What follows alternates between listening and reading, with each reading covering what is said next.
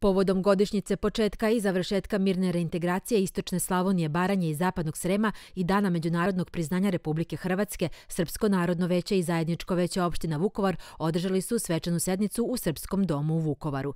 Dve najznačajnije institucije Srba u Hrvatskoj obeležile su tako 30 godina međunarodnog priznanja Hrvatske i 24 godine od okončanja procesa kojim je završen rat, a istok države vraćen u ustavno-pravni poredak Republike Hrvatske. Mirna reintegracija završena je 15. januara 1998. godine i danas sa vremenskim odmakom većim od 2 decenije. O ovom procesu govori se i kritički, ali se ističu i njegovi pozitivni aspekti. Mirna reintegracija je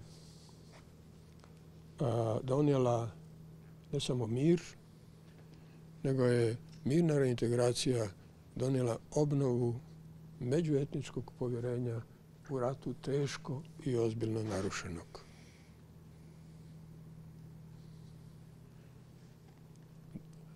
Ta obnova međuetničkog povjerenja između većinskog hrvatskog i manjinskog srpskog naroda u Hrvatskoj je bila pretpostavka tada kao i danas demokratizacije same zemlje i demokratskih potencijala same zemlje, izlaženja iz ratnih i izlaženja iz etničkih sukoba. I istovremeno, mirna reintegracija je omogućila povratak prognanim Hrvatima, izbjeglim Srbima.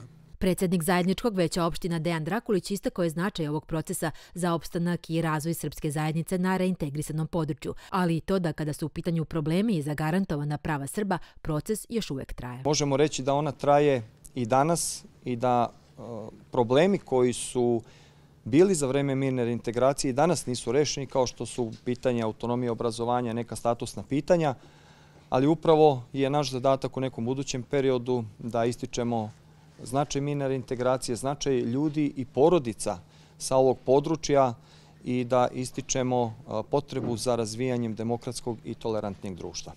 Na svečanoj sednici o mirnoj reintegraciji govorio je i predsjednik Saveta SNV-a Dejan Jović, kao i učesnik mirne reintegracije Vojislav Stanimirović. Čitav niz situacija u kojima smo bili nije bio jednostavan i mislim da ovaj proces koji smo završili da je hvale vredan, ali da on ne dobija značaj posebno u Republici Hrvatskoj, koja pokušava da ovo izbriše, minorizira, zaboravi, a i kod predstavnika međunarodne zajednice koji su ovaj posao zajedno sa nama radili.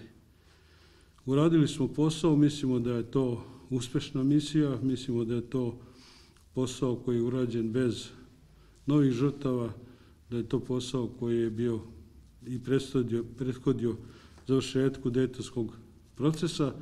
Mislimo da je to posao koji smo mi uspešno uradili. Mirna reintegracija Istočne Slavonije, Baranje i Zapadnog Srema trajala je 2 godine. Započela je 15. januara 1996. godine nakon što je u novembru 1995. potpisan Erdutski sporazum, u kojem su u 7 od ukupno 14 tačaka ovog dokumenta Srbima zagarantovana osnovna ljudska prava, te postavljeni okvir i temelj za njihov opstanak u Hrvatskoj.